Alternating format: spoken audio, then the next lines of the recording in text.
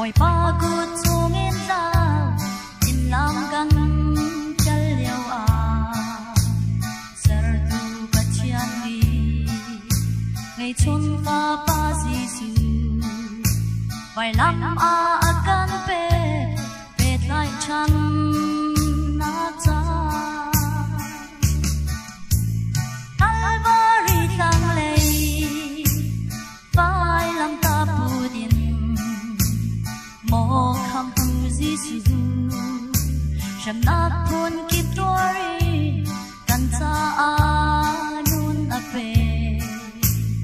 vai lam ta chung akut ake an khen anak an choni vai lam thi oi jesu thi sen kan cha kham na jesu christ thi sen kan cha dam na azum mi cha azung sal nun na christ san chu kan cha chian na jesu thi sen chu kan cha chon na Calvary Calvary come back to sen alone kan tu kan tok lo lak song sung di kan swallow di ya kiana asi asung lit si su ti sen thoi min luat kan si su ti sen thong khap kan si chang su ti sen rem nai na asi Calvary Calvary come back to sen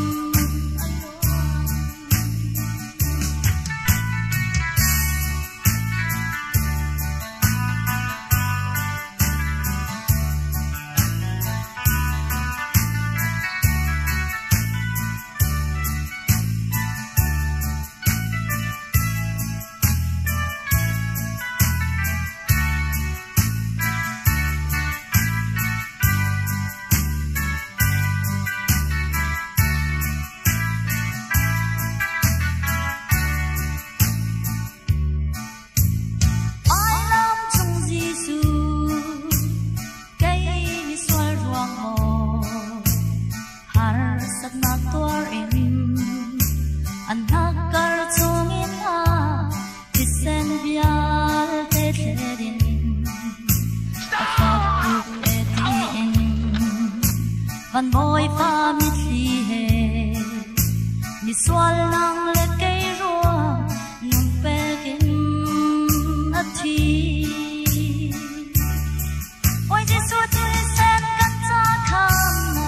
jesu christ thi sen kan cha dam na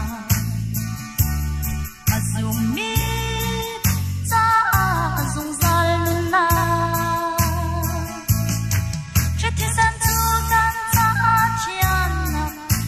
thi sen chu kan cha chon na Calvary Calvary come back to sen alone kan thu kan tok lo lak song sung di kan swallow di ya kiana asi asong dik si su thi sen thong mi lua si Jesu thi sen thong khắp can si chang Jesu thi sen rem bay na